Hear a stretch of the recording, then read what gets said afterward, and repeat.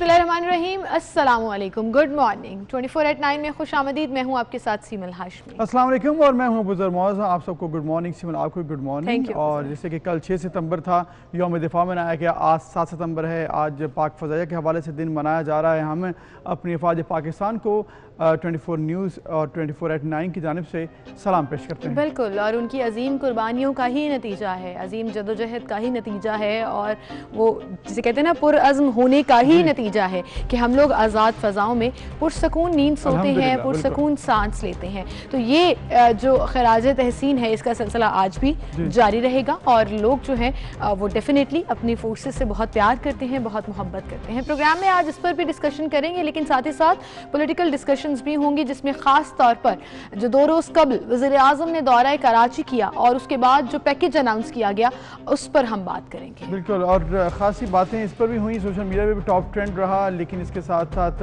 चूंकि ऑब्वियसली जब एक बड़े पैकेज का ऐलान किया गया तो उसके साथ कुछ क्रिटिसिज्म भी देखने में आए और साथ क्वेश्चंस भी देखने में आए अपोजिशन की जानिब से कि इतनी बड़ी रकम जो है उसके लिए फंडिंग कहाँ से होगी। तो ये तमाम बातें थी जिस पर खूब बात हुई और ये आज का दिन भी है ताकि हम इस पर बात करते रहेंगे। बिल्कुल, इसी के साथ हम अपनी टॉप स्टोरीज की तरफ चलते हैं।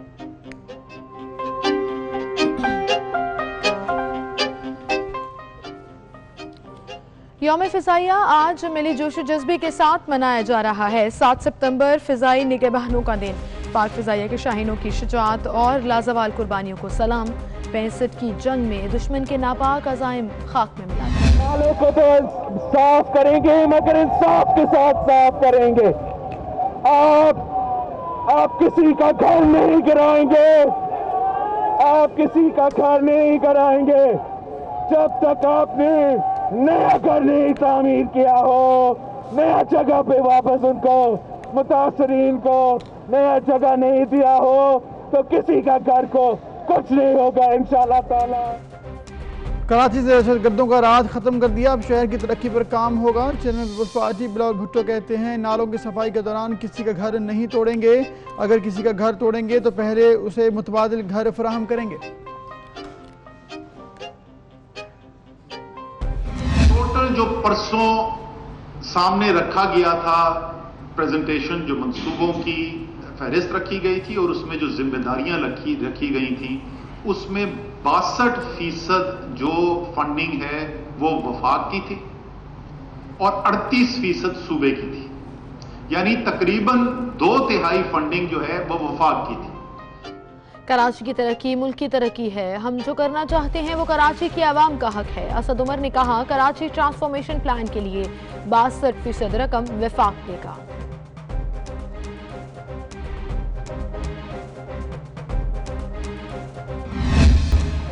मारूफ मुसन्निफ, नावल और अफसाना निगार अशफाक अहमद को गुजरे 16 बरस बीत गए। उन्होंने 1965 में रेडियो पाकिस्तान लाहौर से एक फीचर प्रोग्राम तलकीन शाह के नाम से शुरू किया, जो 3 दहाइयों से ज़ायद आवाम में बेहद मकबूल रहा।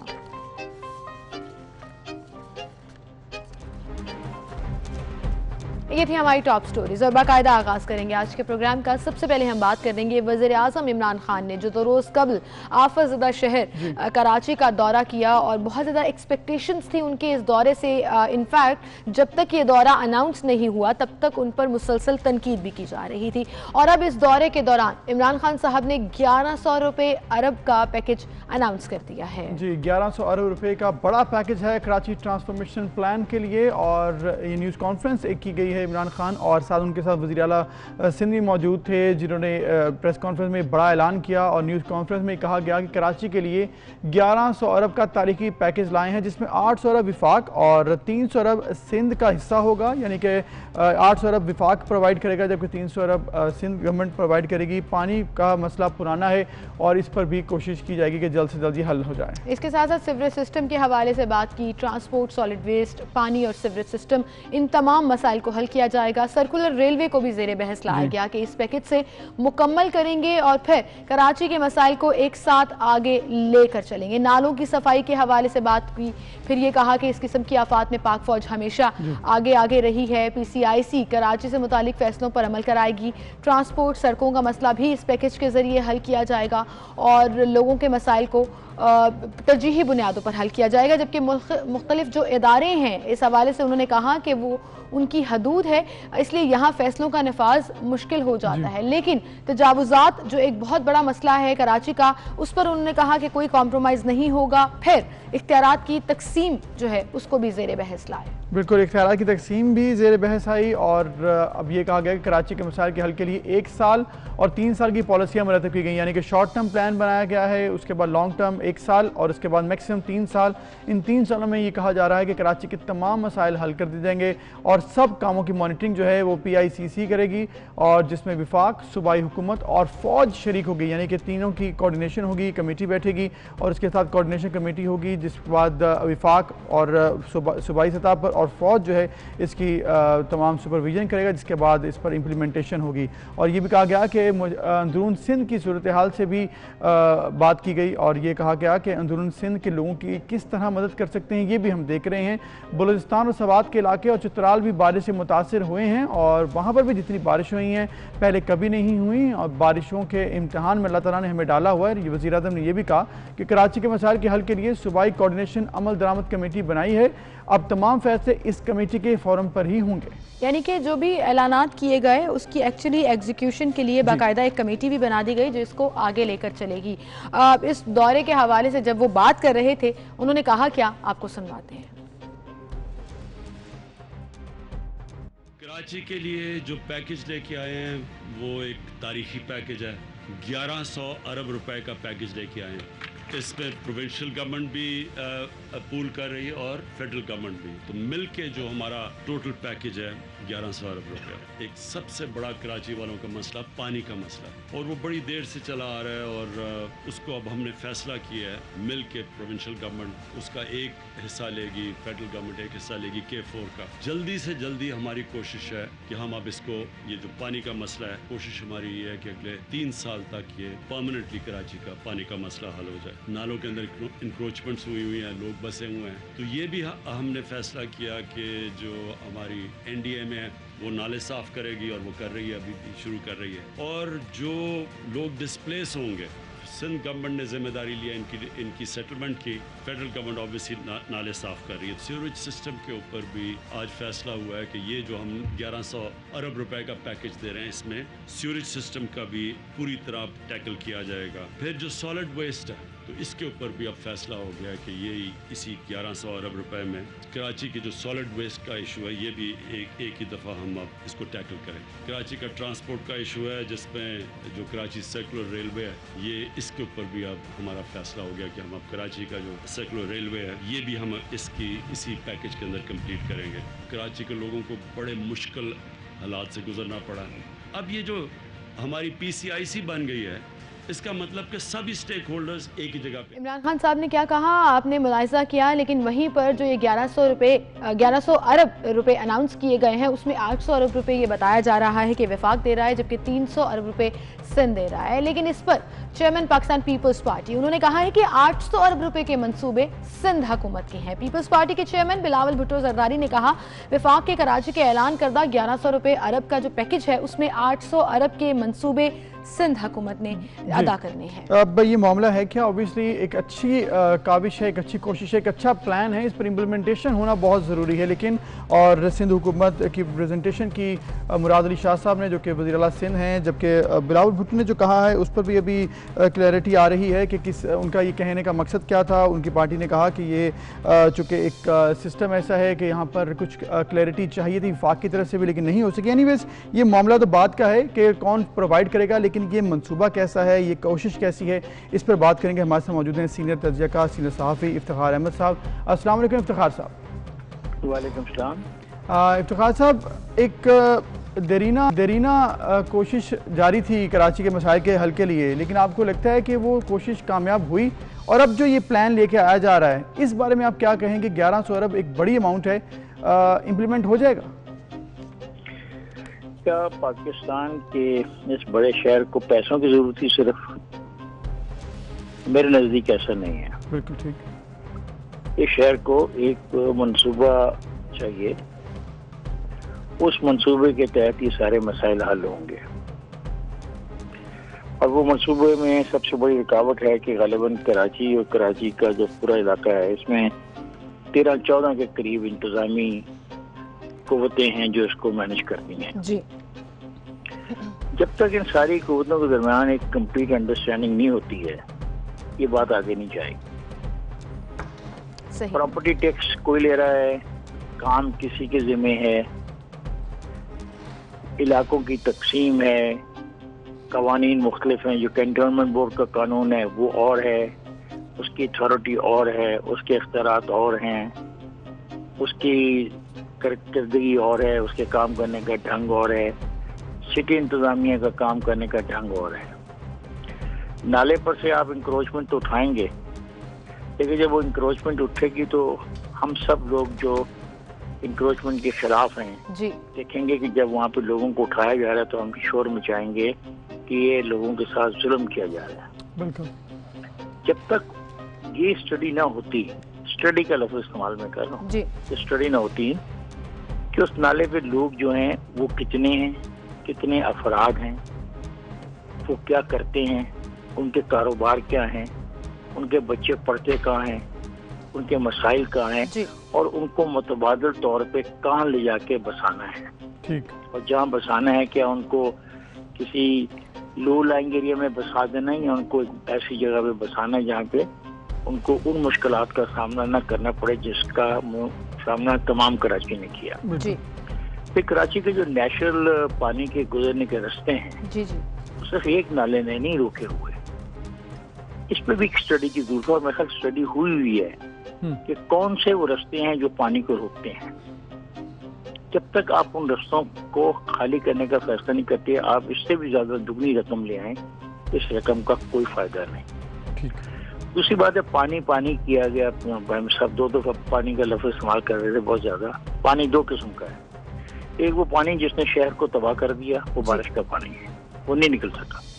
ایک وہ پانی ہے جو ٹینکر مافیا کے پاس ہے. اس ٹینکر مافیا کی جو سرپرستی ہے تمام وہ لوگ کر رہے ہیں جنہوں نے اس سے پیسہ کمانا. جی ٹھیک. کیا سمندر کے پانی کو بہتر بنا کے پینے کے قابل بنا کے ان آبادیوں کو نہیں دیا جا سکتا؟ جو یہ اسٹڈی ہے جو اس پہ لاگت آنی ہے, کیا کسی نے ڈسکس کی ہے؟ کیا پرائم منسٹر نے بتایا, کیا چیف منسٹر نے بتایا, یا کسی نے بھی بتایا کہ اس کی لاگت کیا ہے اور اس پہ کیسے منصوبے پہ کام کیا جا سکتا ہے؟ اسی چوتھی بات ہے 1992 کا واٹر ریکارڈ ہے, اس کے تحت جو کراچی کو پانی مل رہا ہے اس کی پوزیشن کیا؟ کراچی کا مسئلہ پیسے کا نہیں ہے, جیسا میں نے آپ نے صحیح کہا افتخار صاحب. یہ اونرشپ کا مسئلہ ہے کہ اونرشپ لے گا کون, لیڈ کون کرے گا. لیکن اب جو کمیٹی بنائی گئی ہے, کیا آپ کو لگتا ہے کہ یہ جو مختلف جماعتوں سے جو کراچی کی اونرشپ کا کلیم کرتے ہیں یا اوور دا ایئر کراچی ان کے پاس رہا ہے اختیارات کے مطابقت سے, اس کمیٹی میں جب آن بورڈ آ گئے ہیں, پورے سب لوگ بیٹھ گئے ہیں, تو کیا ممکن نہیں ہو سکے گا ایگزیکیوشن؟ ناممکن ہے, یہ پیسے ضائع ہو جائیں گے. پیسے ملیں گے صحیح افتخار صاحب؟ نہیں, اگر قسطوں میں بھی مل جائیں. یہ ایک سال کا پروجیکٹ تو ہے ہی نہیں نا ہمارے. ایک سال میں تو پروجیکٹ, ایک سال کا پروجیکٹ ہے ہی نہیں. یہ پروجیکٹ کم از کم 3-4-5 سال کا پروجیکٹ ہے.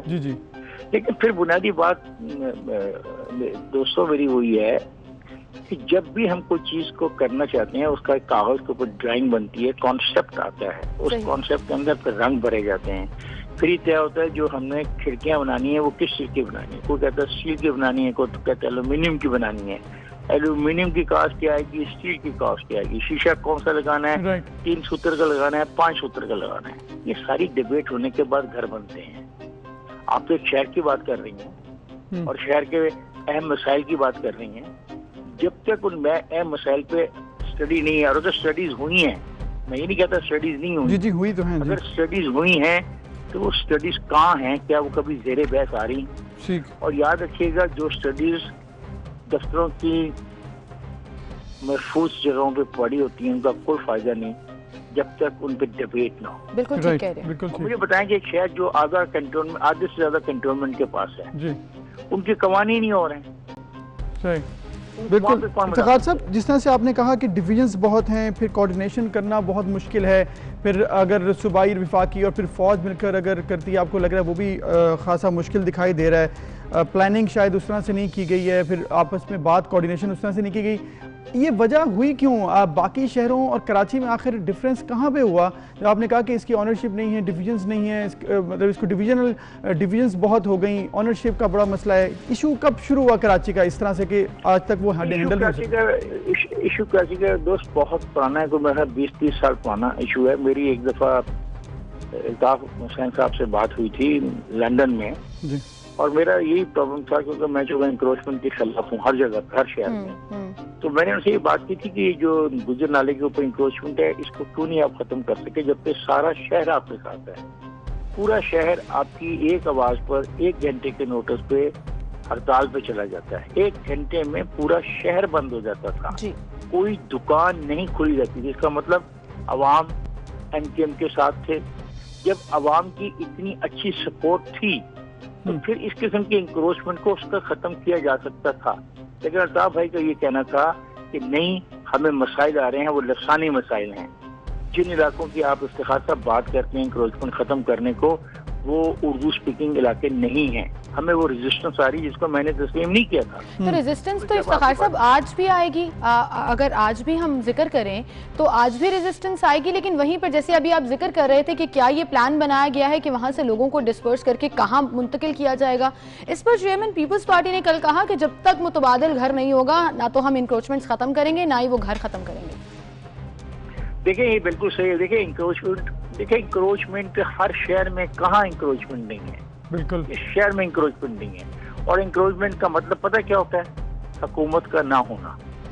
ایک فلسفی ہے، ایک فلسفہ ہے کہ ایک بلڈنگ کی دیوار سے دوسری بلڈنگ کی جو دیوار ہے اس کے درمیان کا جو تمام علاقہ ہے وہ سرکار کی ملکیت ہوتا ہے۔ جب سرکار کی ملکیت ہوتا ہے تو سرکار کے تمام ادارے اس جگہ کو انکروچمنٹ سے بچانے کی کوشش کرتے ہیں۔ اگر نالا، میں ایک مثال دے رہا ہوں، میں ایگزیکٹ اس کی نہیں، میں پیمائش کی بات کر رہا، اگر نالا 50 فٹ کا تھا ایک زمانے میں اور اگر وہ 20 فٹ کا رہ گیا تو 30 فٹ کا جو نالا انکروچ ہوا ہے، جو پانی کا نکاس ہے وہ کیسے ہوگا؟ بالکل ٹھیک ہے۔ اور یہ صرف وہ شہر کا مسئلہ نہیں ہے، یہ آپ کے لاہور شہر میں اگر ہم نے یہاں پہ بھی صحیح فیصلے نہ کیے تو آپ یہ دیکھیے گا یہ شہر بھی اسی طریقے پر چل پڑے گا، نشانہ بن جائے گا۔ ٹھیک ہے افتخار صاحب، یہ انکروچمنٹ کے علاوہ اگر ہم بات کریں جس طرح سے یہ پوائنٹ آؤٹ کیے گئے ہیں کچھ پوائنٹس کراچی کے، سالڈ ویسٹ، پانی، sewerage system, transport, circular railway, پھر وہی بات دوست میرے وہی بات واپس آ جائے گی نا، کیا ان کے پاس ان چیزوں کو حل کرنے کے لیے اسٹڈیز ہیں؟ ٹھیک ہے، اگر اسٹڈیز ہیں تو ان اسٹڈیز کو آپ سے شیئر کریں، میڈیا سے شیئر کریں، اس پہ ڈیبیٹ ہونے دیں۔ ماہرین جو ہے، اب ایسے سے اچھے ماہر میں نے دیکھے ہیں، ایک ماہر کو میں نے سنا ہے، میں تو حیران رہ گیا کہ ایسے سے اچھے ماہرین کی موجودگی میں اس شہر کا کیا حال ہوا۔ اس ماہر نے پوری تمام نالوں، ندیوں کا جو رستے تھے ان کو ڈیفائن کیا، ان کو سمجھانے کی کوشش کی اور بتایا کہ خرابی کہاں ہے۔ اگر آپ کو بس اسٹڈی ہے کہ آپ نے ویسٹ مینجمنٹ کا کیا کرنا ہے، کہاں جائے گی، کہاں ڈمپ ہوگی، اس کو کیری کون کرے گا، کس طریقے سے کیری کی جائے گی، کیری کرنے والے کس کے ملازم ہوں گے، ان کو تنخواہیں کس طرح ملے گی، بیٹے ہر چیز ایک پلاننگ کے تحت ہوتی ہے۔ میں جذباتی طور پہ ہم لوگ باتیں کر دیتے ہیں کہ جی روٹن to the bone, crumbling ڈیکیئنگ Karachi, یہ ٹھیک ہے فکر ہے، لیکن سوال ہے حل کرنے کے لیے میرے دوست ہر وقت ایک منصوبے کی ضرورت ہوتی ہے۔ ہمارے ہم جب زندگی صبح گھر سے نکلتے ہیں تو ہم ایک منصوبے کے تحت نکلتے ہیں، ہم نے کتنے بجے اٹھنا ہے، کتنے بجے جانا ہے، دفتر کتنے بجے آئے گا، آپ میک اپ روم میں کتنا وقت تو پھر افتخار احمد صاحب اس کا مطلب کہ ان شارٹ اگر میں کہوں کہ آپ یہ کہہ رہے ہیں کہ ابھی تک یہ ہوائی پلان ہے، آن گراؤنڈ ایگزیکیوشن کے لیے ابھی تک نہ اسٹڈی ڈسکس ہوئی نہ اس طرح سے پلان ہے؟ نہیں، لفظ ہوائی پلان ہے کہو، ایسے لوگ پھر مجھے برا کہنا شروع کر دیں گے۔ ہاں میں نے کہا پیسہ ہے، 3-4 سال میں آئے گا جی، لیکن اس پیسے کے استعمال کے لیے جب تک منصوبہ بندی نہیں ہوگی۔ لیکن افتخار صاحب یہ جو آپ کو لگ رہا ہے یہ جو پوائنٹس جو بنائے گئے ہیں، فوکس جو کیا گیا، اگر امپلیمنٹ ہو جائے یہ انف ہے؟ جو پوائنٹس ہیں، ایشوز ہیں، اس کے علاوہ بھی کوئی اور ایشوز تھے آپ کو جو نظر آیا کہ ہونے چاہیے تھے اس کے انڈر، پلان کے اندر؟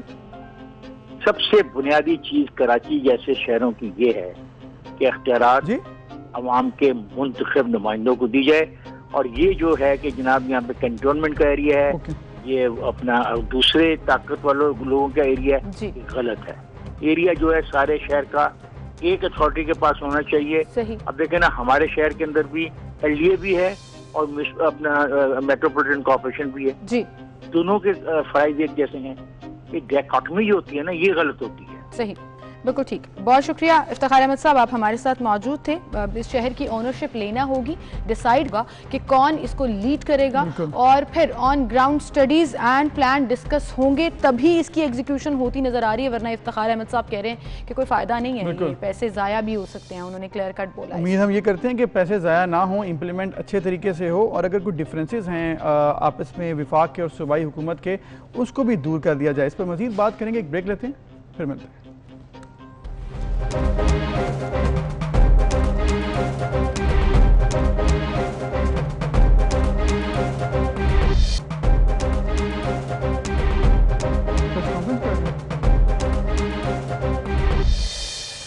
ویلکم بیک ناظرین. مختلف معاملات پر آج ہم گفتگو کریں گے, لیکن ابھی آپ کو لیے چلتے ہیں لائیو. مشیر خزانہ حفیظ شیخ اس وقت پریس کانفرنس کر رہے ہیں, آپ کو دکھاتے ہیں.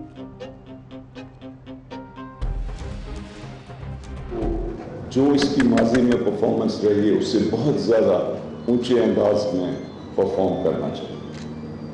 تو جو چیز ہمیں کرنی ہے وہ یہ کہ ایک ٹیم ورک ہو اور سب مل کر ایفرٹ کریں, اور اس میں خصوصی طور پہ حکومت کا کام اچھی پالیسیز بنانا, اور یہ انشور کرنا ہے کہ کرپشن میں کمی ہو, یہ انشور کرنا ہے کہ رولز کو فالو کیا جائے, یہ انشور کرنا ہے کہ جو لوگ حیثیت میں بیٹھے ہیں وہ اپنے مفادات کی بجائے ملک کے مفادات کے بارے میں پہلے سوچیں.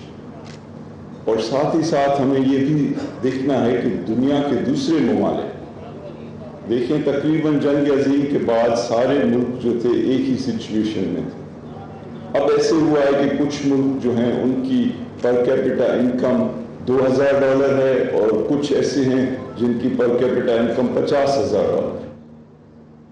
تو وہ کیا, اور اس میں 3 بڑے سبق ہیں ہمارے لیے. سب سے پہلے یہ کہ وہ ملک جنہوں نے اپنے لوگوں پہ دھیان دیا, اپنے لوگوں کے اندر انویسٹمنٹ کی, انہوں نے ترقی کی.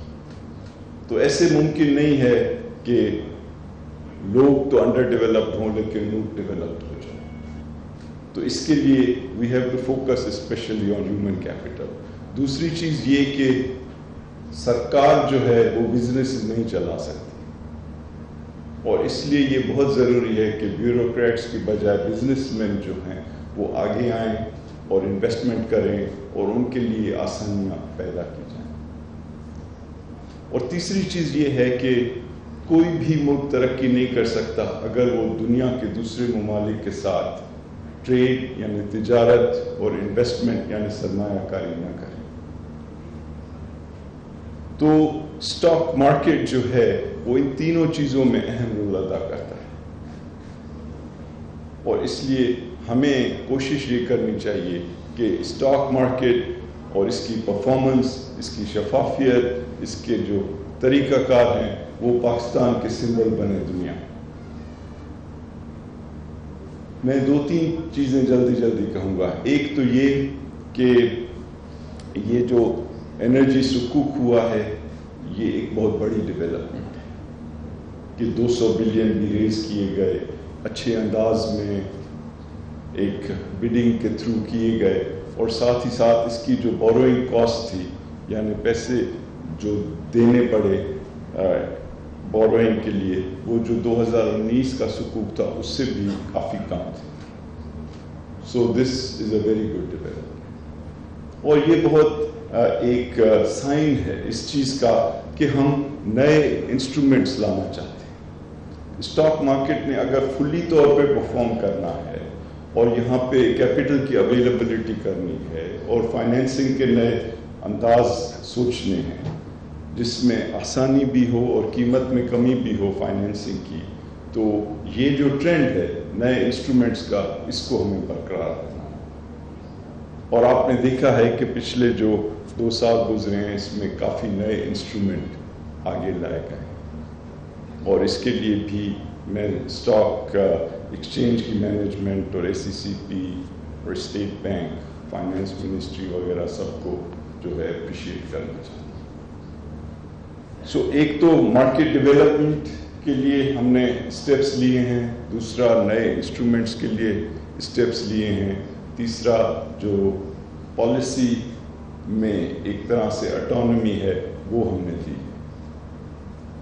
हम SECP, स्टेट बैंक, इन तमाम अदारों को कंपटीशन कमीशन ऑफ पाकिस्तान जो है ना ऑटोनॉमी देना चाहते हैं ताकि वो अपने अपने दायरा कार में बग़ैर मुसलसल हुकूमती इंटरवेंशन के काम कर सकें और ताकि ये इंस्टीट्यूशंस बने। दूसरी चीज़ जो मैं कहना चाहता हूँ कि इस हुकूमत के जो बुनियादी फ़लसफ़े हैं दो हैं। एक ये कि हर चीज़ का महवर पाकिस्तान के अवाम है। हम जो भी पॉलिसी इख्तियार करें वो चाहे किसी भी शोबे में हो, उसका बुनियादी मकसद ये है कि पाकिस्तान के लोगों को आगे लाया जाए। और इसलिए कोरोना वायरस से पहले जो भी पॉलिसीज़ अडॉप्ट की गई उसमें आपने देखा कि हुकूमत ने अपने अखराजात बहुत सख्ती से काम किए, बेहतर एक्सपेंडिचर मैनेजमेंट की। रेवेन्यू टैक्स का जो है जो साहिब हैसियत लोग हैं उनसे निकालने के लिए बड़े इक़दाम किए गए और कोरोना वायरस से पहले 17% सालाना इजाफा हो रहा था टैक्सेस में। नॉन टैक्स रेवेन्यूज़ जो हैं वो 1.1 ट्रिलियन 1.1 खरब का टारगेट था, उसके मुकाबले में 1.5 खरब के नॉन टैक्स रेवेन्यू जमा किए गए। और बिजनेसेस के तो पहली बात ये ताकि हमें मज़ीद कर्ज नहीं लेने पड़े, हम अपने पैरों पे खड़े हो सकें और हम सबसे ज़्यादा ये कि अपने जो लोग हैं उन तक सहूलतें भी पहुंचा सकें और जो बिल्कुल मजबूर लोग हैं, भूले हुए लोग हैं, उनको कैश पैसे भी दे सकें। और इसलिए इस बजट को तमाम हुकूमती अखराजात कम करने के बावजूद दुगना किया गया, 100 बिलियन से 192 अरब किया गया। सब्सिडीज भी दी गई उन लोगों को जिनकी वजह से इक्तिसादी तरक्की में मदद मिल सके। तो अवाम की खातिर कई तरह की सब्सिडीज दी गई कोरोना से पहले और कोरोना के बाद। इलेक्ट्रिसिटी में 72% लोगों को सब्सिडी दे रही है हुकूमत अपनी जेब से। डोमेस्टिक गैस में 90% कंज्यूमर्स को हुकूमत दे रही है सब्सिडी अपनी जेब से। ट्यूबवेल जिससे ज़रूरी तरक्की में मदद मिलती है, 100% ट्यूबवेल्स को सब्सिडी मिल रही है गवर्नमेंट की अपनी जेब से। फर्टिलाइज़र के प्रोड्यूसर्स को सब्सिडी मिल रही है गैस की सूरत में। फाटा के अवाम के लिए जो मर्ज डिस्ट्रिक्ट्स हैं 152 अरब का हिस्टोरिक पैकेज दिया गया है सब्सिडी। जो मर्ज डिस्ट्रिक्ट्स हैं कबायली इलाके उधर पे बिजली पे सब्सिडी दी जा रही है, इंडस्ट्री लगाने पे सब्सिडी दी जा रही है। वज़ीर ख़ज़ाना हफीज़ शेख जो हैं वो एक तकरीब से ख़िताब कर रहे थे और स्टॉक एक्सचेंज की तकरीब है and I think we been discussing in last week कि हमारी स्टॉक एक्सचेंज बहुत ज़बरदस्त तरीके से उसकी परफॉर्मेंस आ रही है और एक्टिव नज़र आ रही है। दैट मीन्स कि इन अ लॉन्गर रन हमें इसका अच्छा फ़ायदा। और एशिया में बेस्ट परफॉर्मेंस रही हमारी स्टॉक एक्सचेंज की और पूरी दुनिया में 4th नंबर पर है। दैट मीन्स कि ये बहुत बड़ी अचीवमेंट है। 42,000 इस पर क्रॉस कर चुकी है स्टॉक एक्सचेंज, जो कि ओवरऑल अगर बात करें तो इट्स वेरी नाइस और on the part of economy ये बड़ा पॉजिटिव न्यूज़ है। बिल्कुल बड़ी पॉजिटिव न्यूज़ है। इसी के साथ मूविंग ऑन और दोबारा से हम जो बात करने जा रहे हैं, एक तो जो कराची का पैकेज अनाउंस किया गया उसको बहुत से लोग और मेजॉरिटी खुशाइंद भी करार दे रही थी, लेकिन वहीं पर फिर से वफाक और सिंध जो है वो आमने सामने नजर आ गई। एक तरफ तो chairman peoples party Bilawal Bhutto ने जो कहा कि 1100 अरब रुपए का जो ऐलान किया गया है उसमें से 800 अरब रुपए मनसूबे सिंध के हैं, लेकिन फिर पीटीआई की तरफ से जो मुंतखब नुमाइंदे हैं कराची से, उन्होंने प्रेस कॉन्फ्रेंस की जिसमें असद उमर साहब बात कर रहे थे। फिर इसके साथ साथ वफाकी वजीर बराए बहरी अमूर अली जैदी थे, वफाकी वजीर बराए information technology and communication Aminul हक थे। उन्होंने कहा कि ये सरासर गलत बयानी है। बिल्कुल, अमीनुल हक जिनका ताल्लुक MQM से है वो भी बात कर रहे थे और ये बात क्लियर की गई कि कराची पैकेज के मंसूबे में 62% फंडिंग विफाक जबकि 38 सिंध की है। तो ये क्लैरिफिकेशन थी, काउंटर था, आपको दिखाते हैं। इख्तियारात जो हैं वो तकसीम है, तो इस वजह से फैसला साजी नहीं हो पाती, काम करने के अंदर रुकावट आती है اور ہم آگے بڑھ نہیں پاتے ہیں اور کراچی جو ہے اس کو اپنا حق نہیں ملتا ہے. جیسے ہی یہاں سے ختم ہوئی کل پریس کانفرنس, میرے پاس پیغامات آنا شروع ہو گئے. وہ کہہ رہے ہیں جی کہ 800 ارب روپے جو ہیں وہ تو صوبہ لگا رہا ہے, تو وفاق کیا کر رہا ہے. پھر وہ ایک ٹیبل بھی آ گیا, اس کے اندر 36 ارب روپے صرف وفاق کے لکھے ہوئے تھے. لیکن اس کے بعد مجھے ایک کلپ بھیجا گیا, وہ پیپلز پارٹی کے چیئر پرسن کا کلپ تھا, اور اس میں وہ یہ کہہ رہے ہیں کہ 1100 میں سے 800 ارب روپے تو صوبہ دے رہا ہے, تو وفاق تو صرف 300 ارب دے رہا ہے. تو میری یہ امید ہوتی کہ وزیر اعلیٰ نے جو ہم سے بات کی تھی اور جو ہم سے کہا تھا جس بات پہ اتفاق رائے کرنے کے لیے, وہ اپنے لیڈر سے بھی کر لیتے. اس لیے ہم نے یہ ضروری سمجھا کہ ریکارڈ کی درستگی کے لیے آپ کے سامنے ہم آئیں اور آپ کو بتا دیں کہ اس وقت صورتحال کیا ہے. ٹوٹل جو پرسوں سامنے رکھا گیا تھا پریزنٹیشن, جو منصوبوں کی فہرست رکھی گئی تھی اور اس میں جو ذمہ داریاں رکھی گئی تھیں, اس میں 62% جو فنڈنگ ہے وہ وفاق کی تھی اور 38% صوبے کی تھی. یعنی تقریباً 2/3 فنڈنگ جو ہے وہ وفاق کی تھی. تو اسد عمر صاحب نے جو کہا وہ بھی آپ نے دیکھا. اس کے علاوہ چونکہ پیپلز پارٹی کے چیئرمین بلاول بھٹو خاصے ایکٹیو ہیں ان دنوں, اور پریس کانفرنس سے پہلے بھی اور بعد میں بھی انہوں نے اپنی رائے کا اظہار کیا. لیکن اس کے علاوہ انہوں نے کل کراچی کے مختلف علاقوں کا دورہ بھی کیا ہے جو کہ بارش کی نظر ہوئے تھے, اور اس کے ساتھ ساتھ انہوں نے وہاں پر عوام سے خطاب بھی کیا اور کہا کہ ہم انشاءاللہ تعالی بھرپور مدد بھی کریں گے وفاق کی, اور وفاق ہماری مدد کرے گا. لیکن اس کے ساتھ انہوں نے پوائنٹ بڑا اچھا ریز کیا. انہوں نے کہا کہ جب تک ہم انکروچمنٹس کے ڈسپلیسمنٹ ہونے والے لوگوں کو گھر فراہم نہیں کریں گے, کوئی انکروچمنٹ جو ہے کہیں پر گھر نہیں گرایا جائے. انہوں نے کہا کہ آپ کو سنواتے ہیں. اس بارش کی وجہ سے متاثر بھی ہوئے ہیں, آپ کو نقصان بھی پہنچا ہے, مگر میں آج آپ کے درمیان میں آپ کا وزیر اعلیٰ لے کر آیا ہوں, آپ کا وزیر بلدیات لے کر آیا ہوں, آپ کے باقی وزیر لے کر آئے ہیں. ان کے لیے ان کا پارٹی کے طرف سے ہدایت ہے کہ یہاں کے عوام کا خدمت کرنا پڑے گا. جو متاثرین ہیں, جن کا گھر کو نقصان پہنچا ہے, جن کا مال کو نقصان پہنچا, بھی حل کرنا پڑے گا. نالوں کو تو صاف کریں گے, اور مگر نالوں کو تو صاف کریں گے مگر انصاف کے ساتھ صاف کریں گے. آپ کسی کا گھر نہیں گرائیں گے, آپ کسی کا گھر نہیں گرائیں گے. بلاول بھٹو نے کیا کہا آپ نے ملاحظہ کیا. اب دیکھتے ہیں کہ یہ معاملہ کس کروٹ جاتا ہے اور کب سے اس کی ایکچولی ایگزیکیوشن شروع ہو جاتی ہے. اینی ویز جی, we're moving on, ایک چھوٹی سی بریک لیتے ہیں, پھر حاضر ہوں گے.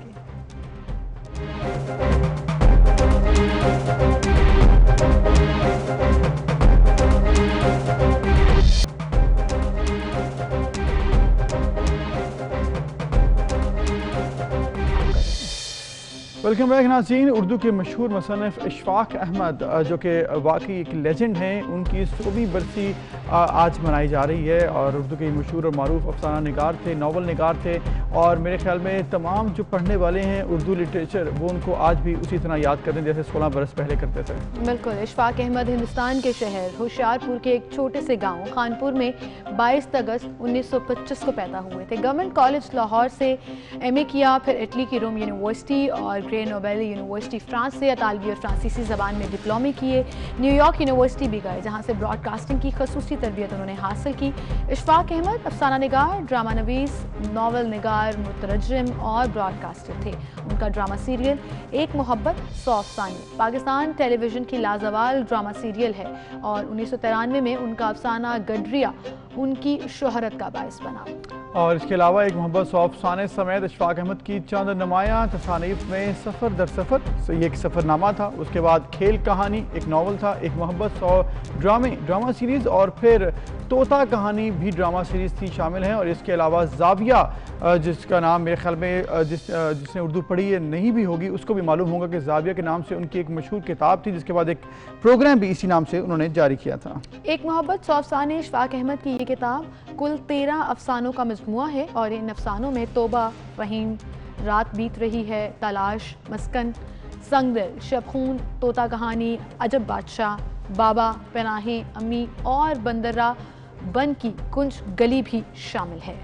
اور اس کے علاوہ سفر در سفر اشفاق احمد نے سفر نامے پر ایک سفر در سفر نامی کتاب بھی لکھی جو کہ کافی مقبول ہوئی. زاویہ جس کا میں نے پہلے ذکر کیا, کچھ عرصہ اشفاق احمد پاکستان ٹیلی ویژن پر زاویہ کے نام سے ایک پروگرام بھی کرتے تھے جس میں وہ اپنے مخصوص انداز میں قصے اور کہانیاں سناتے تھے. زاویہ کتاب کی 3 جلدیں بھی ہیں. تو یہ جو زاویہ کا ذکر کر رہا ہوں میں, پی ٹی وی میں اگر ہم دیکھتے ہوں تو پھر ہمیں اکثر مطلب مجھے تو یاد ہے میں دیکھتا رہا ہوں بہت سے لوگ بیٹھتے تھے ان کے آ کے لاؤنج میں اور پھر وہ قصے کہانیاں سناتے تھے, بڑی امپریسو ہوتی تھی. اللہ تعالیٰ ان کے درجات بلند کرے. اسی کے ساتھ ہم ایک بریک لے لیتے ہیں, پھر حاضر ہوں گے.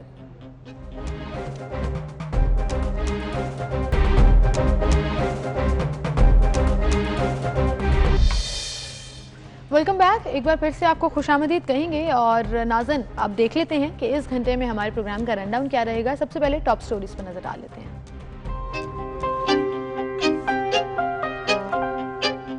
Army chief general Qamar Javed Bajwa کا کہنا ہے مقبوضہ کشمیر کی خصوصی حیثیت ختم کرنے کے غیر قانونی اقدام ہو جس سے خطے کے امن کو پھر شدید خطرات دوچار ہو گئے ہیں. اس میں کوئی شک نہیں کہ جموں کشمیر بین الاقوامی طور پر تسلیم شدہ مسئلہ ہے. کشمیر پر ہم کسی بھی یک طرفہ فیصلے کو تسلیم نہیں کرتے.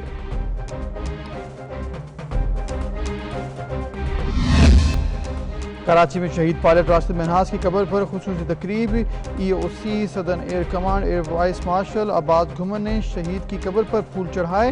پاک فضائیہ کے دستوں نے سلامی دی. اور لیو ٹوئنز کا یوم دفاع پر یوم شہداء کو خراج تحسین پیش.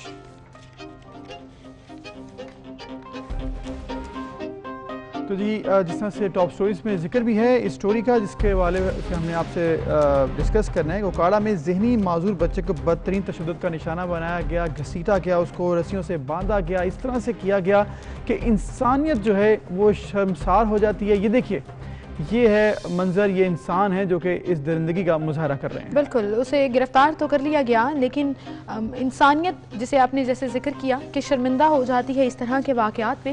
لیکن وہیں پر جب ہم سسٹم کی بات کرتے ہیں تو پوری دنیا میں ایک ہیومن رائٹس ڈپارٹمنٹ ہے جو اس طرح کے ایشوز اور ان تمام چیزوں کے اوپر نہ صرف کام کرتا ہے بلکہ آواز بلند کرتا ہے, پلیٹ فارم پرووائڈ کرتا ہے, اپرچونٹیز پرووائڈ کرتا ہے اور سب سے بڑھ کر سہولیات پرووائڈ کرتا ہے. ہیومن رائٹس ڈپارٹمنٹ پاکستان میں بھی فعال ہے, وفاق لیول پر بھی اور پروونشل لیول پر بھی. اب چونکہ یہ پنجاب کا معاملہ ہے اور پھر اس کے اوپر کیا کارروائی ہوگی اینڈ اوور آل بھی پنجاب میں ہیومن رائٹس ڈپارٹمنٹ کیا کام کر رہا ہے اس پر ہم بات کریں گے. ہمارے ساتھ ترجمان انسانی حقوق پنجاب عمر صدیقی صاحب موجود ہیں, انہیں ہم خوش آمدید کہیں گے. السلام علیکم. وعلیکم السلام. بہت شکریہ عمر صاحب تشریف آوری کے لیے. سب سے پہلے تو ہم اس انسانیت سے اس واقعے کا ہی ذکر کریں گے کہ کس طرح ایک معذور ذہنی معذور بچے کو موٹر سائیکل کے ساتھ باندھ کر گھسیٹا جا رہا ہے, کبھی اسے نہر میں پھینک دیا جاتا تھا. ملزمان تو گرفتار ہو گئے لیکن ہیومن رائٹس ڈپارٹمنٹ کیا کر رہا ہے اس طرح کے؟ دیکھیں اس میں سب سے پہلے جب یہ ویڈیو سوشل میڈیا پہ وائرل ہوئی تھی تو سب سے پہلے ہم نے ہی ہیومن رائٹس ڈپارٹمنٹ نے ہی اس کو ٹیک اپ کیا تھا. میں نے سب سے پہلے یہ ویڈیو اعجاز عالم صاحب جو ہمارے منسٹر ہیں ان کو میں نے واٹس ایپ کی. انہوں نے فوراً مجھے اس کی کہا کہ صبح تم مجھے اس کی جو ہے انفارمیشن ساری دو گے, رپورٹ دو گے کہ یہ بندے جیل کے پیچھے ہیں. تو ڈی پی او اوکاڑا عمر سعید ملک صاحب سے پھر میرا فوراً رابطہ ہوا اور انہوں نے ودن 10 منٹس مجھے واپس بتا دیا کہ ہم نے وہ لڑکے اریسٹ کر لیے ہیں, کیونکہ وہ سوشل میڈیا پہ پہلے سے ہی ایک ہائپ مل چکی ہوئی تھی اس ویڈیو کو اور وہ لوگ ان کی تلاش میں جاری تھے. تو کیا یہ رشتہ دار تھے اس ذہنی معذور بچے کے؟ نہیں, یہ اصل میں محلے دار ہیں. اور یہ ایک ہوتا ہے نا کہ شروع سے ایک بچہ ہوتا ہے آپ کے محلے کا. جب میں نے انفارمیشن کیٹر کی تو مجھے جو سننے میں آیا وہ یہ سننے میں آیا کہ یہ ایک وہ بچہ ہے جو ذہنی معذور ہے جس کا ذہن بچوں والا ہے. تو آپ کو پتا ہے کہ بڑے لوگ تنگ کرتے ہیں ایسے بچے کو شروع سے ہی, تو اس کو بس تنگ کیا جاتا ہے اور یہ بڑے عرصے سے تنگ کیا جا رہا ہے اس کو. اچھا تو پھر اس کا ہوگا کیا, مطلب اب سلاخوں کے پیچھے تو وہ ہیں, سزا کیا ہے اس کی, کس طرح سے آپ اس کو پرسو کریں گے کیونکہ اب یہ تو بہت زیادہ دیکھیں اس کے اوپر اب آج ان لوگوں کا انشاءاللہ گرفتاری ڈال کے ریمانڈ لے لیا جائے گا, ٹھیک ہے, اور اس کے بعد پھر جو بھی آگے کا پروسیجر ہوگا عدالتی احکام کے مطابق فالو کریں گے پورا. obviously ہم لوگ ہماری منسٹری نے جب اس کو ٹیک اپ شروع سے ہی کر لیا ہے تو آگے بھی چھوڑ دیں پھر یہ باہر نہیں ہمیں اس کو آگے لے کے جانا پڑے گا. اور اب مجھے اللہ پہ پورا یقین ہے کہ آج جو ان کے ساتھ ہو گیا ہے کہ وہ گرفتار ہو گئے, پہلی دفعہ کوئی بندہ گرفتار ہوا ہے اس بچے کو تنگ کرنے کی وجہ سے, تو انشاءاللہ آگے مزید مجھے نہیں لگتا کہ کوئی اس کے ساتھ. اب یہ کہیے گا کہ اکثر ایسا ہوتا ہے اس طرح کی واقعات بھی اس لیے ہوتے ہیں کہ سزائیں موجود نہیں ہیں, قانون سازی پراپر نہیں हैं। अब दुनिया में जब ह्यूमन राइट्स वायलेशन होती हैं या इस तरह के वाक़यात होते हैं तो उनका लॉ बड़ा क्लियर है। क्या हमारे लॉ में सख्त सजाएं हैं और क्या लोगों में इतनी अवेयरनेस है कि हम ये करेंगे तो हमें ये सजा हो जाएगी, हमें बच के रहना है? देखिए, अवेयरनेस लोगों में क्यों नहीं है, क्योंकि यहाँ पे लोगों को ये पता चल चुका हुआ है कि अगर हम कोई जुर्म करेंगे तो अगर हम स्ट्रांग हैं तो हम मुद्दई को वैसे ही बिठा लेंगे। मुद्दई हमारे हक में बैठ जाएगा। डील हो गई है, मामला तय हो गया है। बिल्कुल। तो मैं अक्सर ये बात ऑलरेडी कर भी चुका हूँ। मुजफ्फरगढ़ में एक वाकया हुआ था जिसमें लड़के ने अपनी माँ का सर धड़ से जुदा कर दिया था। उसके ऊपर भी एक चैनल पे बल्कि बात हो रही थी, तो मैंने यही कहा था कि जब तक एक प्रॉपर हद नहीं लगेगी ये काम नहीं रुकेंगे। और मुद्दइयों के बारे में मैं यही कहूँगा कि जब वो एक स्टैंड लेते हैं तो उनको स्टैंड लेना चाहिए, उनको आगे भी। वो फिर जो हमारी बात कहाँ रह जाती है मिनिस्ट्री की या गवर्नमेंट की? मेरे ख्याल से इस चीज़ के ऊपर बात होनी चाहिए कि अगर गवर्नमेंट या ह्यूमन राइट्स मिनिस्ट्री इस तरह के वाकयात में खुद मुद्दई बन जाए, क्योंकि देखें अब ये वीडियो जब आई तो सब कुछ सामने है। अब अगर कोई भी, जैसे आपने मुजफ्फरगढ़ के वाक़े का जिक्र किया, मैं पिंडी में जो वालिदा को मारा था जुबिया केस, उसके ऊपर भी बात करें। आपस में सुलह क्यों हो जाती है? करार वाकई सजा होनी चाहिए अगर स्टेट खुद मुद्दई बन जाए। देखिए, कई जगहों पर यह देखा जाता है कि जिस तरह माँ का जहाँ पे केस आ जाता है, माँ कहती है कि यार मैं तो माँ हूँ, इसको छोड़ दो। ठीक है, आपकी ये बात बिल्कुल सही है कि हमें कई जगहों पर ज़मीनी बनना चाहिए, हुकूमत को भी, मिनिस्ट्रीज को भी। और हम लोग जो मुजफ्फरगढ़ वाला वाकया, इसके ऊपर अपनी रिपोर्ट सबमिट कर चुके हैं। मैं सीएम साहब को भी जा चुकी हुई है और मिनिस्टर ऑफ ह्यूमन राइट्स जो हमारे एजाज आलम साहब हैं, उनके साथ मिलकर पूरी एक रिपोर्ट हमने लाइजनिंग के साथ बनाई और हमने यही डिसीजन लिया था इसके ऊपर कि हम लोग इसका ज़िम्नी बनेंगे। तो विद इन दिस वीक इंशाल्लाह हम उसकी अपडेट सारी आपको वो भी जल्दी पहुँच जाएगी। खुद ही इंशाल्लाह हम लोग मुद्दइयों के साथ, मोहम्मद सईद है वो खलील का भाई, उसके साथ मिलकर हम उसको लेकर चलेंगे। राइट, चलें, ये तो बड़ी अच्छी बात है कि इस केस को आप फॉलो करेंगे और जो भी सज़ा मिल सकती है मैक्सिमम दिलवानी चाहिए ऐसे लोगों को। अच्छा, ओवरऑल अगर हम बात करें, चूँकि बहुत इश्यूज़ हैं हमारे माशरे में, पाकिस्तान भर में बहुत से केसेस ऐसे आते हैं, चाहे वो इस तरह से किसी पर तशद्दुद किया जाए आपके मोहल्ले में, किसी आपके रिश्तेदारों में, उसके बाद फिर माइनॉरिटीज़ के साथ जो होता है यहाँ पर, फिर इसके अलावा जो भी यहाँ पर जिस तरह कहते हैं ना कि जिन लोगों के पास वो इख्तियार नहीं है, उनके साथ जो जुल्म हो रहा है, उसका हल क्या सोचा आपने, अब तक क्या किया है? क्योंकि फिर ये भी बड़ा ज़रूरी है कि हमारे जो लोग हैं उनका एहसास किया जाए, उनको इंसाफ फराहम किया जाए। देखिए, इस दफ़ा ना ह्यूमन राइट्स मिनिस्ट्री ने पिछले 2 सालों में जो एक काम किया है सबसे ज़्यादा, जिसके ऊपर वो ब्रीफली मैं आपको बता देता हूँ कि माइनॉरिटीज़ के लिए बहुत स्टैंड लिया गया है। और उसके अंदर आपको जिस तरह पता ही है कि माइनॉरिटीज़ को हम लोगों ने एहसास प्रोग्राम से हटकर 10,000 रुपया फ़ी फैमिली पंजाब में दिया है। ह्यूमन राइट्स मिनिस्ट्री ने अपने बजट से दिया है। तो 60 मिलियन का बजट हमने बनाया था और कुछ हमने उसमें से डिस्बर्स करवाया था एनजीओ से। तो एक अच्छी अमाउंट बन गई थी, जिसके बाद हम लोगों ने वो माइनॉरिटीज़ के अंदर बांटा था। तो इस तरह से काम तो देखें चल रहा है, और लेकिन सब चीज़ों को एक लाइमलाइट में आते आते ना टाइम लगता है। लाइन एक प्रॉपर बनेगी ना जब, तो आप लोगों को इंशाल्लाह देखें सिमत दुरुस्त है, ये आपको नज़र आ रहा है। पैसों के अलावा राइट्स की बात करूं जहाँ पे उनके साथ नाइंसाफी हो। देखें बात सिर्फ इतनी सी है कि मैं आपको अपनी मिनिस्ट्री की बात अगर करता हूँ ना, ह्यूमन राइट्स मिनिस्ट्री की स्पेसिफिकली, अगर इन 2 मिनिस्ट्री इनकी बात, दो वाकयात पिछले ऐसे हुए हैं जिसको ह्यूमन राइट्स मिनिस्ट्री ने एक दिन के अंदर टेकअप किया, जैसे कि कल वाला वाकया और एक मुजफ्फरगढ़ वाला वाकया और एक रावलपिंडी वाला वाकया। उसमें चौहान साहब भी इन्वॉल्व थे क्योंकि वो उनका हल्का था, तो उन्होंने बल्कि बहुत स्ट्रिक्ट एक्शंस लिए उसके ऊपर, लेकिन एजाज आलम साहब ने भी उसके मतलब उसके अंदर पूरा अपना रोल प्ले किया और हम लोग उसके अंदर चले और ज़िम्नी बनने को तैयार थे हम लोग। लेकिन वो वालदा कहती हैं कई जगहों पर कि मेरा बेटा है। ये तो पेरेंट्स के अलावा बात हो रही है। बिल्कुल जी। ओवरऑल प्रायोरिटीज़ ह्यूमन राइट्स की अगर हम फील्ड की बात करें तो ये बहुत बड़ी फील्ड है, क्योंकि ह्यूमन राइट्स में आपकी बेसिक राइट्स भी आ जाते हैं। किसी को साफ पीने का पानी नहीं मिल रहा तो वो भी ह्यूमन राइट्स की वायलेशन है। बिल्कुल। इस तरह एक्सपैंड करते जाएं तो बहुत सी चीज़ें ऐड हो जाएंगी। लेकिन फिलहाल हमारा ये डिपार्टमेंट हम ये जानना चाह रहे हैं कि माइनॉरिटीज़ के ऊपर तो फोकस कर रहा है, इसके अलावा किन किन चीज़ों पर बात कर रहा है, क्योंकि जेलों में जो कैदी हैं वो भी इनके अंडर आ जाते हैं। इस तरह से चाइल्ड लेबर भी समहाउ और the other human rights department के अंदर आ जाती है। कैसे इसको मैनेज? देखें, बड़ी डेप्थ में जाना पड़ेगा इस चीज़ की हमें, कि जो आपने जेल खाना जात की बात की कि जो कैदी भी अंडर आ जाते हैं, हमारे मिनिस्ट्री के अंडर आते हैं। हम लोगों ने ईद से पहले एक टूर वहाँ का रखा जिसमें हम उनको ईदियाँ देने गए। तो हम लोगों ने वहाँ पर जाकर प्रॉपर एक रोटी का वेट स्पेसिफाइड होता है कि ये रोटी का वेट होगा जो इनको मिलेगा, हमने वो चेक किया। हमने आटे के पेड़े का साइज तक चेक किया। हमारे जो मिनिस्टर एजाज आलम साहब हैं वो काफ़ी स्ट्रिक्ट हैं इन चीज़ों के अंदर, और वो इसीलिए मतलब हर चीज़ के ऊपर वो जब मैं भी उनसे कोई डिस्कस करता हूँ कि ये वाकया हो गया तो वो फ़ौरन मुझे टाइम भी नहीं देते कि वो कोई 2 दिन ले लो 3 दिन, वो मुझे कहते हैं डीपीओ से बात करो, सीसीपीओ से करो, सीपीओ से करो, आई डोंट नो, मुझे सुबह इसकी रिपोर्ट दे दो, मुझे सबमिट कर दो। तो फिर मुझे इसलिए एक्टिव होना पड़ता है। तो मुझे पता है कि ह्यूमन राइट्स मिनिस्ट्री काम कर रही है, वुमेन एम्पावरमेंट काम कर रही है, वुमेन प्रोटेक्शन काम कर रही है, चाइल्ड अब्यूज़ काम कर रहा है, इस वक्त सारा अहमद काम कर रही है, आपके सामने है, فاطمہ چدر کام کری, تنزیلہ عمران خان, یہ سارے بہت ایکٹیو ہوئے ہوئے ہیں. اور دیکھیں بات پھر وہی آ جاتی ہے کہ کئی جگہوں پر ہیومن رائٹس منسٹری یا کوئی اور ڈپارٹمنٹ جب انوالو ہوتا ہے تو اکثر گھر والے کسی واقعے پہ کہہ دیتے ہیں آپ لوگ انوالو پلیز نہ ہوں, یہ ہمارے گھر کا معاملہ ہے. لیکن اگر آؤٹ سائڈر ہوتا پھر کیا کر لیتے ہیں آپ میکسیمم, کیا کیا اب تک, کوئی خاص ایسا واقعہ بتائیں, کوئی آگے پلانس بتا دیں کہ کس طرح سے گھر والوں کے علاوہ, کیونکہ گھر والوں پہ آگے شاید آپ بے بس ہو جاتے ہیں, لیکن ادروائز بھی ایشوز ہیں نا. دیکھیں اس کے علاوہ ہم لوگوں نے مظفر گڑھ والے واقعے میں ہم ضمنی بننے جا رہے ہیں انشاءاللہ ود ان دس ویک اور نیکسٹ ویک. اوکاڑا والے واقعے میں بھی بات کی جا سکتی ہے, بالکل آپ کا بڑا اچھا آئیڈیا ہے کہ اس کے اندر حکومت یا منسٹری خود کیوں نہیں انگیج ہو جاتی. بالکل ہم انگیج ہو جائیں گے اس کے اندر بھی, جب ہم اس میں ہو سکتے ہیں اس میں بھی ہو سکتے ہیں, کیونکہ یہ بھی انسانیت سوز واقعہ ہے, انسانیت کی خلاف ورزی ہے. تو یہ انشاءاللہ اس کے اوپر بھی دیکھا جائے گا. ٹرائل بڑا مشکل ہوتا ہے, لوگ پرسو نہیں کر پاتے ہیں, کورٹس میں نہیں جا پاتے ہیں, خرچے نہیں کر پاتے ہیں, اس کے لیے آپ کی منسٹری کو آگے آنا ہوگا. ہماری منسٹری کے اندر اس طرح کی چیزیں آلریڈی ہیں. ہمارے ڈپٹی ڈائریکٹر یوسف, ہمارے ڈائریکٹرز ہیں, ہمارے سیکرٹریز ہیں, وہ لوگ خود عدالتوں میں پیش ہوتے رہے ہیں کئی کیسز کے اوپر. تو اس میں مظفر گڑھ والا واقعہ جو اس میں بھی ہوں گے انشاءاللہ آپ دیکھیں گے, اور اس کے اندر بھی اگر اوکاڑا والے واقعے میں بھی ہم جاتے ہیں آگے تو انشاءاللہ ہم ہوں گے اس میں. بالکل صحیح. اچھا عمر مجھے یہ کہیے گا کہ جب بھی انٹرنیشنلی یا ویسٹرن کنٹریز کی مثال ہم لیتے ہیں تو بہت سے ان کے ایسے اسٹیبلش سسٹمز ہیں جن کو اگر ہم فالو کر لیں تو ہمارے سسٹم اور حالات کافی بہتر ہو جائیں, اور اس میں کوئی برائی نہیں ہے. کوئی اگر اچھی چیز کہیں ایگزسٹ کر رہی ہے تو آپ اس کو اگر فالو کر لیں گے تو اس میں کوئی برائی نہیں ہے. ان کے لیے بڑی آسان ہے یہ ایکسیس اور اویلیبلٹی.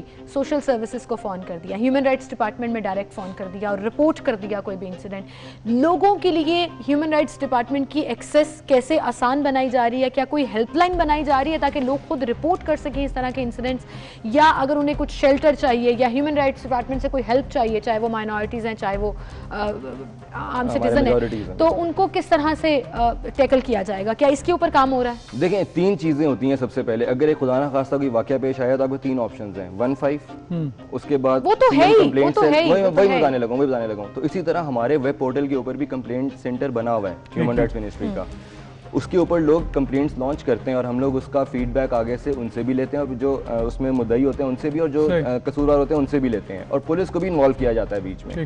تو کئی چیزیں ایسی ہوتی ہیں جس میں آپ قانون میں رہتے ہوئے آپ کو کام کرنا پڑتا ہے, تو ہم لوگ پولیس کو انوالو ضرور کرتے ہیں بیچ میں. لیکن ہاں یہ آپ کی بات بالکل صحیح ہے کہ اویئرنیس نہیں ہے اس طرح سے جہاں ویسٹرن ممالک میں اویئرنیس ہے نا کہ خدا نخواستہ کچھ ہو جاتا ہے, لوگوں کو پتہ ہے کہ ہمیں کس کو اس موقع کے اوپر پکڑنا ہے. اب خواتین پہ تشدد پہ خواتین کو نہیں پتا کہ ہمیں کسی NGO کے پاس جانا ہے, ہمیں ہیومن رائٹس منسٹری کے پاس جانا ہے, ہمیں ویمن امپاورمنٹ کے پاس جانا ہے, ہمیں کس کے پاس جانا ہے. یہ اویئرنیس دینے کی ضرورت ہے جو کہ آہستہ آہستہ انشاءاللہ آئے گی, کیونکہ آ رہی ہے.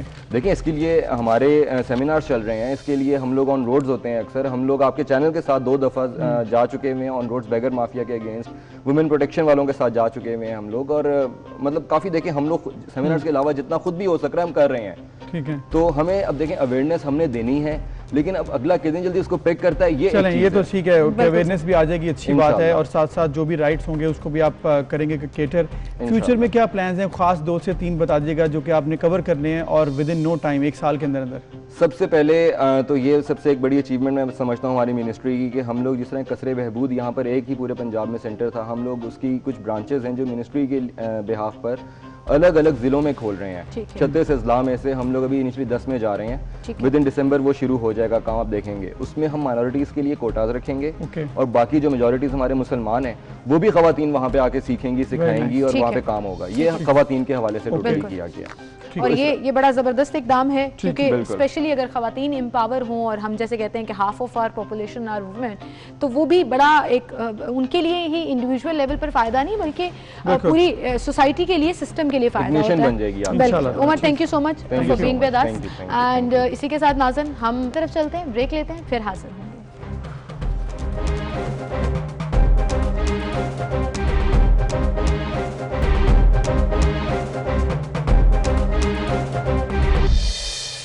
ویلکم بیک ناظرین. ٹورزم کو پروموٹ کرنے کے لیے پنجاب حکومت اور وفاقی سطح پر بھی بہت سے کام ہو رہے ہیں. اسی کے کڑی میں جڑواں شہروں میں 55 برس بعد ڈبل ڈیکر بسیں اب دوبارہ چلنا شروع ہو گئی ہیں, اور یوم دفاع کے موقع پر اس کا باقاعدہ افتتاح کیا گیا, یعنی کہ سروس کا آغاز ہوا. پنجاب حکومت نے راولپنڈی اور اسلام آباد کے شہریوں کو تحفہ دیتے ہوئے تقریباً 55 سال کے بعد اس سروس کا آغاز کیا, اور افتتاحی سروس جب ہوئی تو اس میں سواری کی وزیر اعلیٰ پنجاب کے مشیر آصف محمود اور اسپیشل بچوں نے. اور اس سروس کا مقصد جڑواں شہر میں सियाहत को फ़रोग देना है। जी बिल्कुल, तो ये बड़ा ज़बरदस्त आइडिया है। लाहौर में ये ऑलरेडी इसको लॉन्च कर दिया गया है।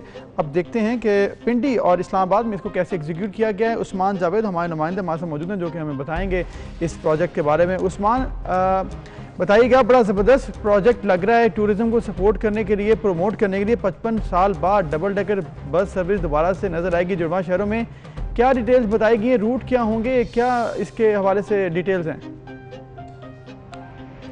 जी बिल्कुल, ये 55 साल बाद डबल डेकर बस रावलपिंडी और इस्लामाबाद में चलाई जा रही है और ये इलामा इकबाल पार्क में मैं इस वक्त मौजूद हूँ और मेरे अकब में आप देख सकते हैं कि ये वो डबल डेकर बस है जो रावलपिंडी और इस्लामाबाद में सियाहत के फ़रोग के हवाले से शहरियों को एक सफरी सहूलत मुयसर करेगी। इसमें आप देख सकते हैं ग्राउंड फ्लोर, इसके 2 फ्लोर हैं बेसिकली, एक ग्राउंड फ्लोर है और एक फर्स्ट फ्लोर है। फर्स्ट फ्लोर में 40 जो सियाह हैं वो बैठ कर रावलपिंडी और इस्लामाबाद के अहम मकामात को देख सकेंगे, जबकि ग्राउंड फ्लोर पर टोटल 20 जो हैं वो मुसाफिर बैठ सकेंगे। मेरे कैमरामैन आपको ये मनाजर भी दिखा रहे हैं कि यहाँ पे आप देख सकते हैं कि ये एक 2 एंट्री पॉइंट है इस बस के और ऊपर जो है वो 40 मुसाफिर जो हैं वो बैठकर रावलपिंडी इस्लामाबाद का मंजर नज़ारा कर सकेंगे। और इसके साथ साथ अगर हम रूट की बात करें तो ये फैज़ाबाद से कबल एक स्टॉप है, शमशाबाद इसको कहते हैं। यहाँ पर इलामा इकबाल पार्क है जिस जगह पर मैं मौजूद हूँ और ये बस भी इलामा इकबाल पार्क के बाहर मौजूद है। ये पहला स्टॉप है और उसके बाद ये फैज़ाबाद से होते हुए फैसल मस्जिद जाएगी, लेक व्यू जाएगी, जैस्मीन गार्डन जाएगी, कॉन्स्टिट्यूशन एवेन्यू जाएगी, पार्लियामेंट हाउस से वापस होती हुई वापस ये आएगी फैज़ाबाद से होती हुए इस इलामा इकबाल पार्क में। टोटल मैंने जिस तरह पहले आपको बताया कि 60 सयाह जो हैं इसमें बैठ सकेंगे। 400 रुपया किराया मुकर्रर किया गया है और यूँ एक इसमें जो सयाह हैं वो एक चीज़ से नाखुश नज़र आ रहे हैं इस बस के हवाले से। एक तो बस सिर्फ 4 बजे शाम को चलेगी, पूरे दिन में सिर्फ एक टूर करेगी, 4 बजे चल के वापस इसी मकाम पर 2 घंटे टूर तो बहुत कम हो जाएगा। जिन लोगों ने जाना है, जिन लोगों ने इंजॉय करना है और मतलब दिन में आप अपनी टाइमिंग्स देखते हो कहाँ पे मैच करती हैं, स्पेशली वीकेंड्स पर, तो एक टूर में कितनी बसें चलेंगी? और फिर मतलब ये तो बड़ा कम है इनिशियली भी। देखिए बिल्कुल कम है, सिर्फ एतवार के रोज़ 2 बार ये सर्विस चलाएगी। सुबह 11 बजे चलाई जाएगी सिर्फ एतवार के रोज़, सुबह 11 बजे और फिर शाम 4 बजे चलाएगी। इसके अलावा बाकी जो हफ्ते के 6 दिन है सिर्फ एक बार शाम 4 बजे ये बस सर्विस जो है ये चलाई जाएगी और सयाहों को सफरी सहूलियात मुयसर करेगी। लेकिन अब देख सकते हैं कि सिर्फ एक बस है रावलपिंडी के लिए। 2 का इब्तदाई तौर पर ऐलान किया गया था पंजाब हुकूमत की जानिब से, लेकिन ये जो बस है इसका 3री बार इफ्तिताह किया गया है। पहले रावलपिंडी इस्लामाबाद के लिए सिर्फ एक बस और ये तो बहुत कम है। लोग तो ऑब्वियसली अगर ये शुरू हुआ है तो एटलीस्ट थोड़ा रश होगा शुरू के दिनों में, कैसे कवर करेंगे? ये तो लंबी लाइनें लग जाएंगी। ये तो अभी तो आगे मौसम भी अच्छा आ रहा है। देखिए ये जो अकलौती बस है इसका 3 बार इफ्तिताह हो चुका है। हम अपने नाजरीन को बता देंगे कि पहला इफ्तिताह इसका साबिका दौरे हुकूमत में इस डबल डेकर बस का इफ्तिताह हुआ था। इसके बाद वज़ीर आला पंजाब खुद आए मुहर्रम से कबल इस बस का इफ्तिताह करने के लिए और गुज़श्ता रोज़ पहली बार रावलपिंडी और इस्लामाबाद की सड़कों पर इस डबल डेकर बस ने खुसूसी बच्चों के साथ सफ़र किया और 400 रुपये इसका टिकट मुकर्रर किया गया है और सिर्फ एक बस रावलपिंडी और इस्लामाबाद के लिए चलाई जा रही है। शाम 4 बजे ये बस चलेगी और मुसाफिरों को लेके जाएगी। यकीनी तौर पर आप जिस तरह कह रहे हैं कि शहरी जो हैं वो काफ़ी एक्साइटेड हैं इस बस में सफ़र करने के लिए। इस वक्त बस नहीं चल रही, लेकिन आप देख सकते हैं, मेरे कैमरामैन आपको दिखा सकते हैं कि यहाँ पर लोगों की आमद का सिलसिला जारी है और अंदर ये जो टर्मिनल है वहाँ से मालूमात हासिल कर रहे होते हैं ये सयाह कि बस कब चलेगी। और आप देख सकते हैं कि इस वक्त भी तस्वीरें बनाने का सिलसिला जो है वो जारी है। इसका मतलब है कि शहरी जो है इस बस को वेलकम कर रहे हैं। लेकिन दूसरी तरफ जो टाइमिंग का इशू है वो यकीनी तौर पर शहरियों को मुझे टाइमिंग से ज्यादा तो उस्मान बस कम होने पे, एक बस चलने पर बहुत एतराज है। मैं तो सोच रही थी अपने नेक्स्ट इस्लामाबाद विजिट पर मैं जरूर इस बस को ट्रैवल करूंगी, लेकिन जितना रश होगा आपको जगह ही नहीं मिलेगी, प्री बुकिंग्स कराना पड़ेंगी, तो फिर तो वो पहले से बुक होगी। एक बस के ऊपर तो मेंटेनेंस भी बड़ी मुश्किल है, मैनेज ही नहीं कर सकते हैं। ऑल्दो जब भी आप दुनिया में कहीं भी टूरिज्म पॉइंट ऑफ व्यू से किसी नए सिटी में जाते हैं तो आप प्रेफर करते हैं कि बस टूर ले लें ताकि आपको सारी जगह जो है वो नजर भी आ जाए और आप देख हो जाती है पूरा इलाके को। इस्लामाबाद में इतनी जबरदस्त साइट सीइंग है, आप फैसल मस्जिद का जिक्र कर लें, शक्करपड़ियां वाली साइड पर देखना चाह रहे हैं, अगर आप एक बस चला रहे हैं तो बहुत कम है। शायद ये देखना चाह रहे हैं रिस्पांस कैसा है मे बी, लेकिन एक बस से आप रिस्पांस फिर भी चेक नहीं कर सकते, कम से कम 5 बसेस होनी चाहिए थी, जिसके बाद आप इसको देखते कि कैसा रिस्पांस आ रहा है। अगर ज्यादा हो जाती तो और बेहतर था, कम करनी पड़ती तो बाद में आप किसी और शहर में उसको भेज दें, लेकिन 5 तो एटलीस्ट होने। एक से खैर किस तरह से मैनेज करेंगे, आटे में नमक के बराबर है। Well, thank you so much Usman for being with us. और नाज़रीन, हम चलते हैं एक ब्रेक की तरफ, फिर हाजिर होंगे।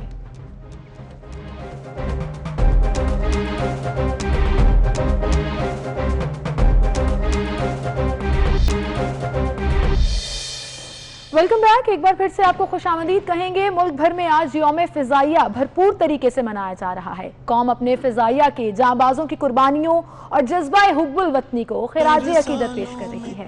पाकिस्तानी फ़ज़ाइया का शुमार दुनिया की 10 बेहतरीन फ़ज़ाई फोर्सेस में होता है अल्हम्दुलिल्लाह। और पाक फ़ज़ाइया ने 1965 की जंग में वतन अज़ीज़ की हिफाजत के लिए पाक फ़ज़ाइया के जांबाजों ने जिस तरह से जुर्रत और बहादुरी का मुजाहरा किया था, वो दास्तान रकम हो चुकी है। पाक फ़ज़ाइया के शाहीनों ने 1965 की जंग में फ़ज़ाओं में मुकम्मल हुक्मरानी कायम की और भारत ने पाकिस्तान 1965 में जो जहारियत मुसल्लत की थी, तो पाकिस्तानी शाहीनों ने दुश्मन के गरूर को नीस्तो नाबूद कर दिया था। और 1965 के बाद अब भी हम भरपूर सलाहियत और हिम्मत रखते हैं दुश्मन के नापाक अज़ाइम को चकनाचूर करने की, और इसकी मिसाल 2019 में भी कायम की गई, जब एक भरपूर बहादुरी का मुजाहरा करते हुए हमने न सिर्फ दुश्मन को करार जवाब दिया, बल्कि भागने पर और पकड़ने पर उनको अपना पूरे का पूरा जो मिशन है वो कामयाब किया, और उस कामयाबी पर हम आज उनको सलाम पेश करते हैं। पाक फ़ज़ाइया हमेशा सलामत रहे, इसी पर हम बात करेंगे। इस वक्त हमारे साथ स्टूडियो में स्क्वाड्रन लीडर फैज़ान, जो कि एयर डिफेंस ऑफिसर हैं, उन्हें हम खुशामदीद कहेंगे। अस्सलाम वालेकुम जी, वेलकम टू द शो। और हमारे साथ मौजूद हैं flight lieutenant Mohammad Afridi, engineering officer हैं, उन्हें भी हम खुशामदीद कहेंगे। अस्सलाम वालेकुम जी, thank you so much for being with us. और स्क्वाड्रन लीडर साहब, आपसे हम शुरू करेंगे। पहले तो आपको बहुत बहुत मुबारक हो आज का दिन, क्या कहेंगे? Bismillahirrahmanirrahim. First of all, on this 55th day of Defence Day and Martyrs Day, I would like to pay my tribute and salute to all martyrs of Pakistan, starting from September till 2020. And then I will like to pay tribute and salute to the nation of Pakistan. On this Defence Day, 5 और 6 सितंबर की रात जब दुश्मन ने हमें एक surprise देना चाहा था, तो अनफॉर्चुनेटली ये एक ऐसा पेंडोरास बॉक्स था जो दुश्मन के ऊपर सरप्राइज़ की निस्बत नाजिल हुआ। इंडिया ने ये, हमारे दुश्मन ने ये सोचा था कि ये लोग हम पर अटैक करेंगे, हम तैयार नहीं होंगे और ये हमारे ऊपर आसानी से हल्ला बोल देंगे। हालांकि बिल्कुल इसके ऑपोजिट सिचुएशन निकली। इस दिन हमने इस तरह से जुर्रत और जज्बे का मुजाहरा किया कि with in 24 hours of the declaration of official war हमने दुश्मन की तमाम नकलो हरकत को इमोबिलाइज कर दिया था। अच्छा, अगर ये एक अकाउंट था जो 6 सितंबर को खुला, अगर मैं 6 सितंबर से पहले की बात करूँ तो पाक फ़ज़ाइया का एक बहुत बड़ा मार्का 6 सितंबर से पहले भी हुआ था।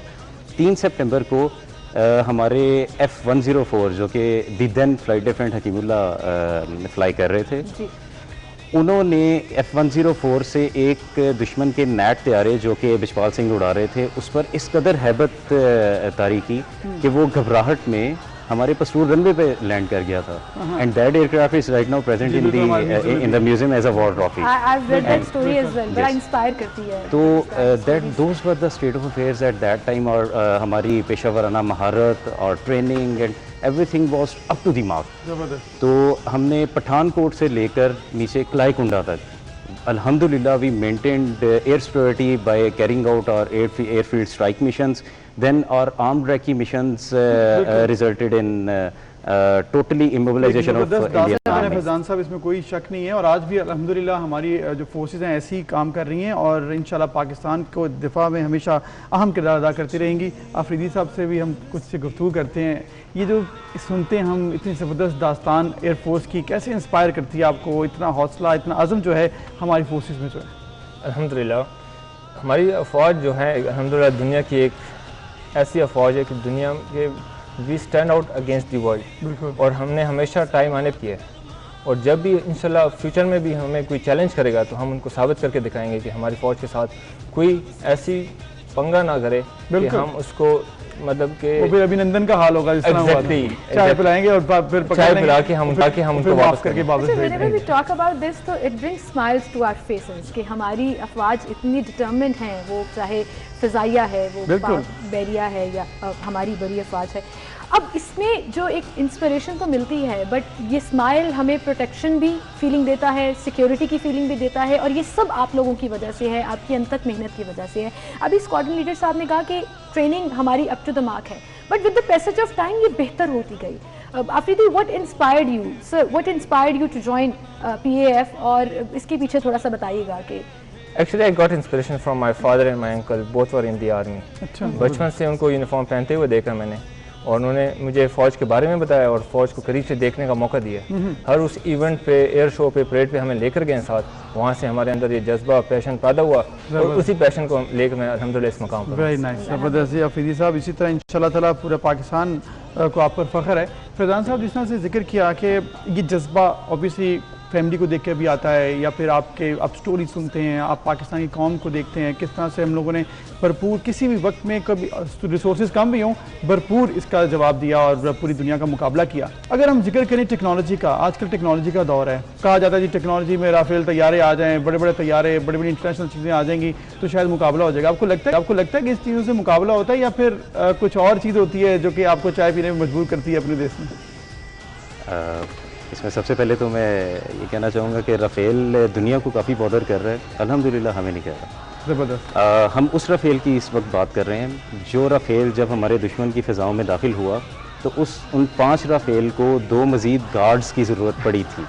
ہم اس رافیل کی بات کر رہے ہیں جس میں 5 رافیل تھے اور 2 سیکیورٹی. پروٹوکول کر کے لے کے جانا پڑا. دیکھیے, اٹس اباؤٹ پروٹوکول, اور even if they are afraid of us, ٹھیک ہے, کہ ہم ان کی فضاؤں میں کچھ ایسا نہ کریں.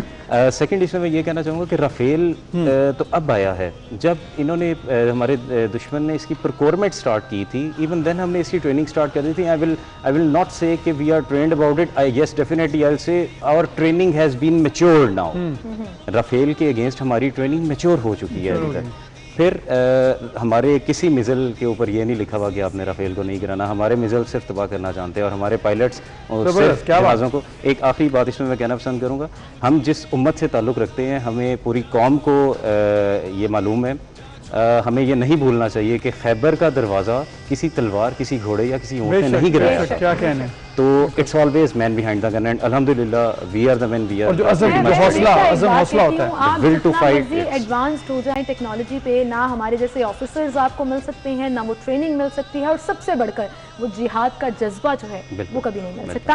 آفریدی صاحب, آپ کی طرف بھی میں آؤں گی, and since you are an engineering officer, technology میں ہم کتنے آگے ہیں, کتنے ایڈوانسڈ ہیں, کتنے اپ ٹو دی مارک ہیں؟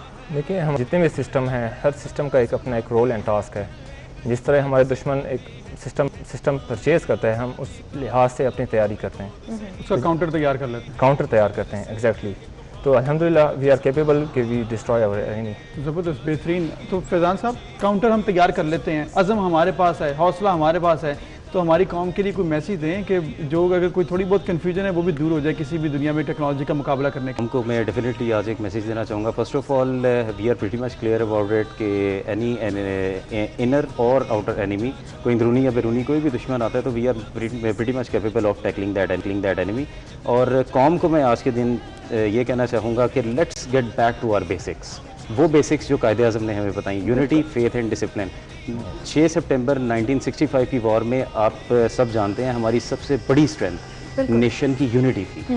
سو let's get back to our basics. The only message I want to give you, get back to unity, faith and discipline. ہر چیز کا مقابلہ کریں اور ہر چیز کا مقابلہ کر سکتے ہیں. اور ہم قوم کی طرف سے آپ کو یہ بتانا چاہتے ہیں کہ ہم آپ کی رسپیکٹ ہم پر فرض ہے, اور آپ کی سیکیورٹی کی وجہ سے ہم سکون کی نیند سوتے ہیں. تو thank you so much for that, اور سلوٹ ہے آپ کو اس کے لیے. Thank you so much for being with us. اور بڑی زبردست کانورسیشن رہی ہماری اسکواڈرن لیڈر فیضان اور فلائٹ لیفٹیننٹ محمد آفریدی کے ساتھ. اسی کے ساتھ ہم آپ سے اجازت چاہیں گے. انشاءاللہ کل ملیں گے. اللہ حافظ.